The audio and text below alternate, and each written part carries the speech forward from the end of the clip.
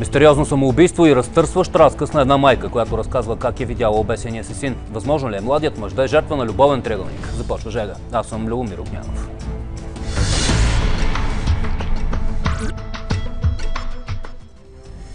Мистериозно самоубийство разтърси златарица. Тихомир Борисов увисна на въже за тегляне на кола, но роднините му не вярват, че 33-годишният мъж е сложил сам край на живота си. Майката на Тихомир, Маргарита Борисова, вече месец се пита кой е поставил сина й на бесилката. 52-годишната жена разказва за любовен триъгълник. Намесва дори полицай. Зловещата история, в която майката на починалия прави възстановка на обесването, разказва нашият кореспондент Мартин Георгиев. Кадрите не се препоръчват за малки деца.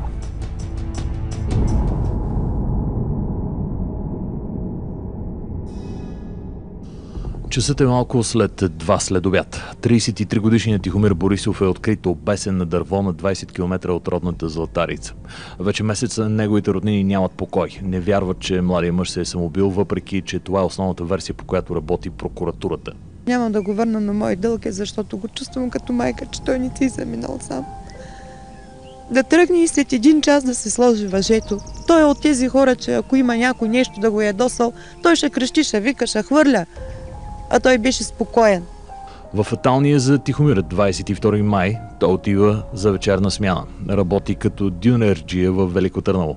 Ядосан е, че заради 0,40 промила му взели книжката на изхода на Златарица. Пила е чаша бира. Все пак отива на работа и се връща късно вечерта. Смее се и постоянно пише в социалните мрежи. На няколко пъти късно вечерта излиза и се прибира. Казва на майка си, че е бил до магазина за цигари и бира. Последния път и казва, че отива на среща в безлюдна местност. Честа практика в неговото ежедневие. Тихомир не е женен и се радва на женското внимание. Не казва с кого ще се вижда. И така до следващия ден, 23 май. Намерен е обесен на 20 км от Златарица на дърво, намиращо се на път между 2 малки села. Вижда го 65-годишния Иван Иванов, минавал е, за да се снабди с изворна вода. Ами ръката му и те ще кажеш, че приказват по телефон. А тъй към дървото му беше ръката. Към въжето. Ама не беше много високо, бе, толкова от земята, бе. Толкова от земята, бе. Толкова, много ниско е тъй от земята, бе. Даже викам как се е тако как се е, викам, обесил на толкова, на такава същина. Подаден е сигнал до полицията и Тихомир е свален от въжето, което е за тегляне на кола. От тук до ден днешен историята се заплита заради мистериозни факти. Иван разказва, че рано сутринта е видял 2 автомобила да минават по този път. Бяла и черна кола са минали. Минаха, да. Аз сутринта ги видях, бе, към 8 нещо. И повече аз тия си храня прасе, така си повече не съм видял нищо. От автомобилът на Тихомир до ден днешен липсват предната регистрационна табела, портфел с пари и документи, както и парфюмът му. Отзад на багажника го няма патрона. Отварял е някой колата, който не знае откъде се отваря багажника. На снимката се вижда как колата е трит капака. Отстрани прага също се вижда как е трито, а тогава цялата кола беше в пепел. Майката на Тихомир има съмнение, че синът й сам е увиснал на въже за тегляне на автомобил. Както и да се закачиш сам, тази кока ще мине отпред. Ето. Така. А неговата е ето така. Според съдебните лекари смъртта е настъпила в 2:30 сутринта на 23 май, 10 часа преди да бъде открит трупа.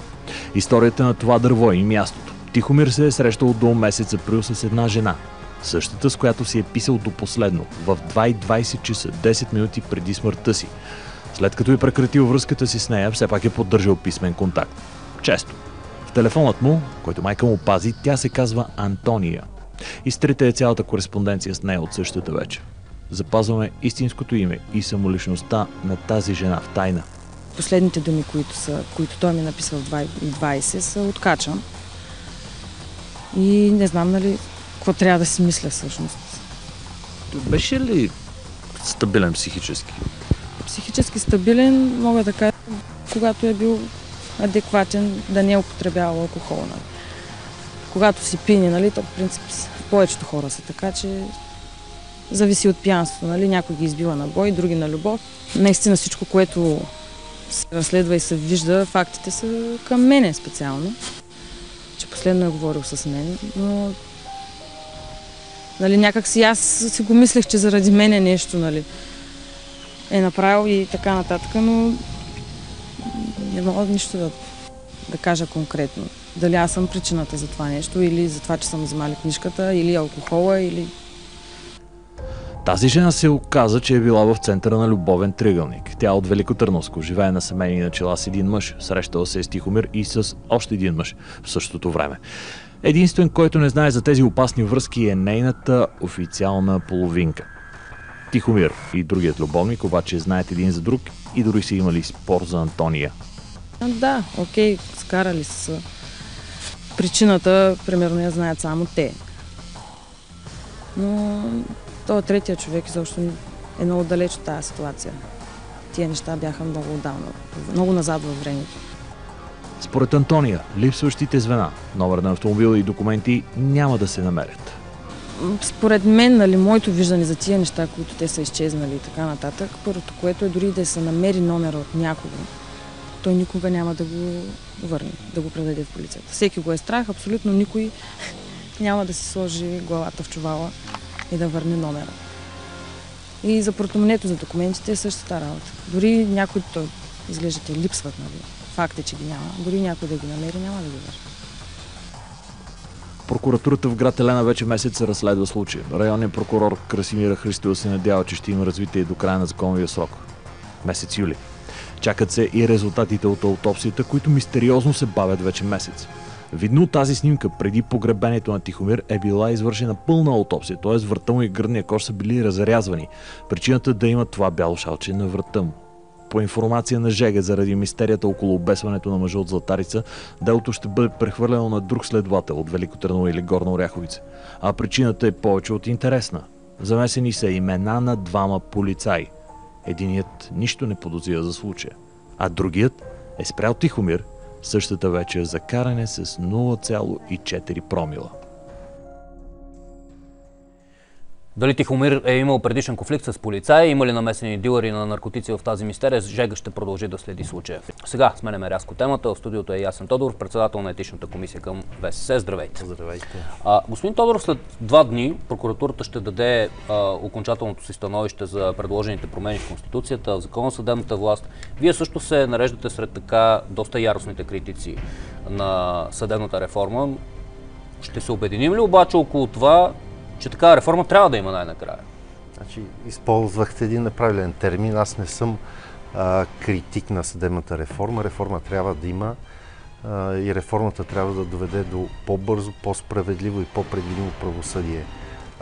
Съвсем друго нещо са идеите на правосъдния министър, който... Вие не сте срещу реформата, срещу министър? Срещу мерките, които са предвидени в актовете на министъра, в част от стратегията, промените в Конституцията и предложените от Министерството на правосъдието промени в Закона за съдебната власт. Добре, един от най-големите проблеми и така, срещу които са големите критики от членове на Висшия съдебен съвет е съкращаването на мандата на ВСС. Това ли ще засили политическия натиск според вас? Онзи ден, мисля, че преди 4-5 дни в сряда имаше в зала тържества на Съдебната палата едно мероприятие, на което Асоциацията на прокурорите изложи своите виждания по проекта на министър Христо Иванов. Там беше поканен и професор Близнашки. Той много категорично заяви своето становище, че намаляването на мандата, комбинирано с явно гласуване във Висшия съдебен съвет, цели само едно нещо – поставяне в зависимост съдебната власт от силните на деня, независимо кои са те. А сега, независимо ли е съдебната власт, когато мандата все още не е съкратен? Няма ли политически натиск според вас? Може би точно заради това, че не може да се упражнява такъв натиск и са трудно податливи на такъв натиск. Членовете на съвета си искат тяхната смяна. Ако те бяха удобни, това нямаше да се прави. Добре, между другото, сега виждаме кадри точно от това представяне на Асоциацията на прокурорите. Там се появиха едни хора с плакати „Кой?“. Вие имате ли за вас отговор на въпроса кой се опитва да кадрува в съдебната система? Доста герои има, не бяха Красо Черния, не бяха други герои. Аз това ви казах в момента, явно трудно се упражнява натиск или по-точно членовете на съвета са неподатливи на такъв натиск и някой, който ръководи тези хора с плакатите, между които, доколкото разбрах от информация в пресата, има и осъден за причинена смърт следствие на ПТП. Тези хора, които дърпат конците на хората с плакатите, явно имат голямо такова желание. А кой е този кръг? Всеки може да си отговори. Този кръг протестира пък срещу един друг кръг, към който, не знам, вие смятате ли се за така пришит, но да питам аз тогава, защо остава с впечатлението, че хората от Висшия съдебен съвет искат просто да си запазят местата. Какво лошо има в това да се гласува явно? Да не би да има страх от това да се покаже вота явно при гласуването? Против. Тайният вод е пълната гаранция за това, че всеки от членовете на съвета ще упражни своето право на глас точно така, както той мисли. Ако върху член на съвета се оказва натиск и от него се иска определено решение по дадена тема или във връзка с конкретен избор, той по някакъв начин, за да покаже, че е изпълнил това, което се иска от него, ще трябва да го покаже. Как да го покаже, освен при явен вод? А тайният вод не засилва ли все пак спекулациите, че има нещо задкулисно, че нещо Напротив, тайно се прави? Тайният вод е гаранцията за това, че ще можеш да гласуваш по съвест без никой да упражнява натиск. Веднага ще ви направя паралел с гласуването за едни парламентарни избори. Как се гласува за народни представители? Там са много, там все пак няколко милиона. Да, нищо гласува се тайно, иначе другия вариант е всичко да е явно и прозрачно, вместо да има тъмна стаичка, отивате пред секционната избирателна комисия с една химикалка, зачерквате. Само, че когато зачерквате пред секционната избирателна комисия, ще се знае как сте гласувал. Нали? И от това може за вас да има различни последици. Да кажем, че обикновените хора, упражнявайки право на глас... Тук е същото. Някой от вас може да иска да гласувате по някакъв начин. Някой после може да ви търси сметка за това как сте гласували. Ето като не излязат бюлетините, мисля, че има една партия, която може да изчисли до 10-ти глас. Членовете на съвета са малко. Ако някой иска да разбере... Малко са, но понякога се получават и неочаквани резултати, което явно дразни някои хора. Като говорим за резултати, последните дни така доста голяма активност за избор на административни ръководители, да не би да бързате да изберете административни ръководители на прокуратури и съдии, преди да ви посочат и да влияеме на тях. Звучи така, със смях приемам тази теза, защото... смях, ама Софийски градски съд нямаше кандидат. Висшия съдебен съвет и миналата и по-миналата година работеше до края на юли, като заседаваше 2 пъти в седмицата, а не както е предвидено веднъж, за да може да свърши работата, която му е възложена и да направи максимално голям брой избори за административни ръководители. Така правим и в момента, просто гледаме всички вакантни места за административни ръководители своевременно да бъдат попълнени и ако за тях има кандидати достойни, които са се явили, съответно да бъдат избрани. Има много случаи, когато не се одобряват кандидатите, които... Да. Говори се обаче винаги за постове в съдебната власт, но всеки в крайна сметка не трябва да забравя, че целта на всичко това е бързо правосъдие, престъпниците да влизат в затвора, а не да бягат, да се отклоняват от правосъдие. И тук една стара поговорка за новия бардак с, да кажем, фриволни дами. Дори да се направи тази реформа, ако се запазят старите кадри, ще се предизвика ли едно по-бързо правосъдие или изведнъж ще се промени това правосъдие? Реформата трябва да е в няколко насоки. На първо място трябва да има условия за труд на магистратите.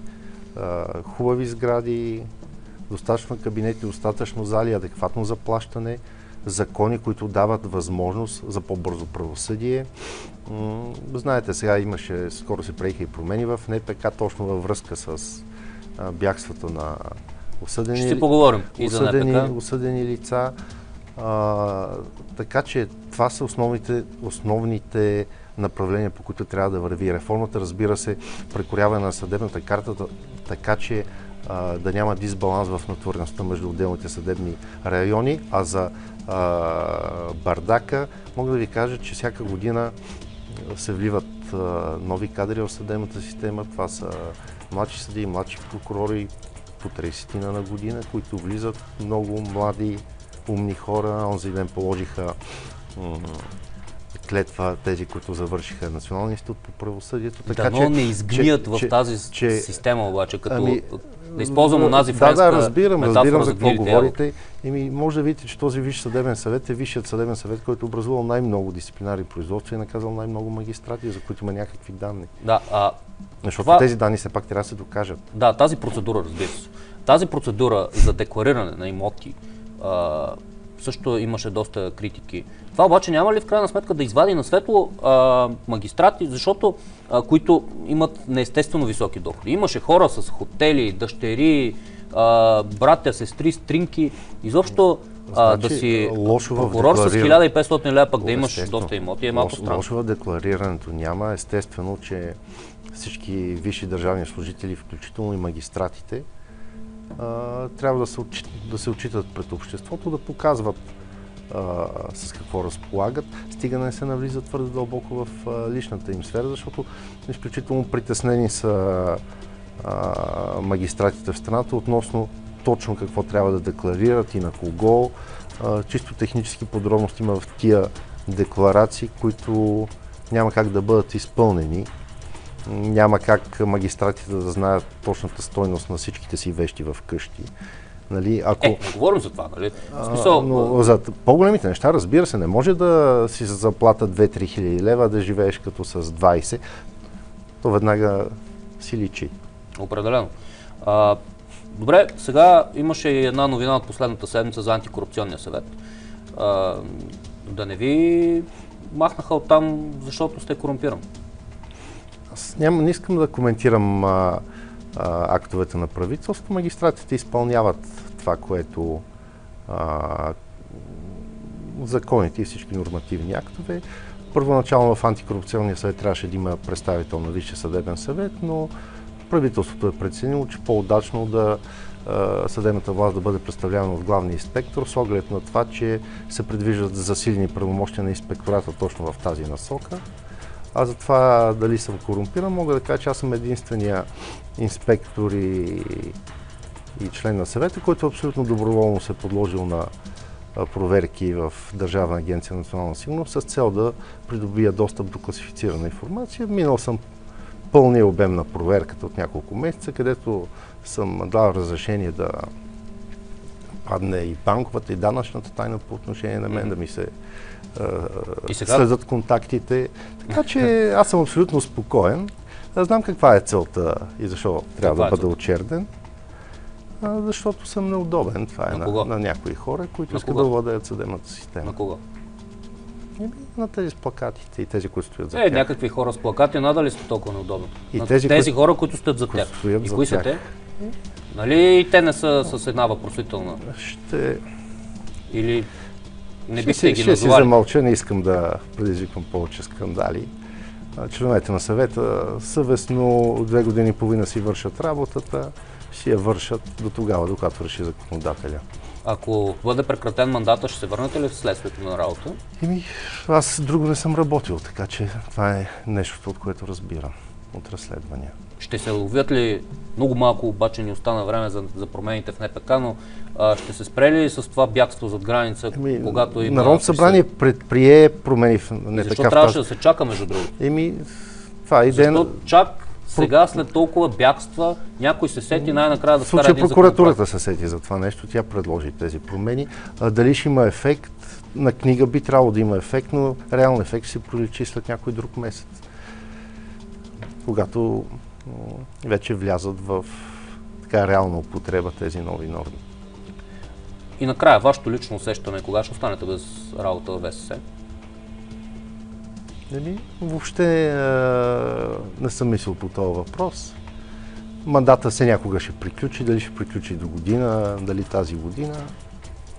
Важното е, това не демотивира членовете на съвета, защото са достатъчно отговорни хора. Ние си вършиме работата и вътре в самия съвет естествено има различия. но това не пречи да се взимат решения и да се опитваме да управляваме, да администрираме съдебната система по най-добрия начин. Добре, благодаря за този разговор. Как може да се окажете длъжници на шефа си, който ви е уволнил и не ви е платил заплатата? Историята от Варна ще видите след рекламите. Останете с нас.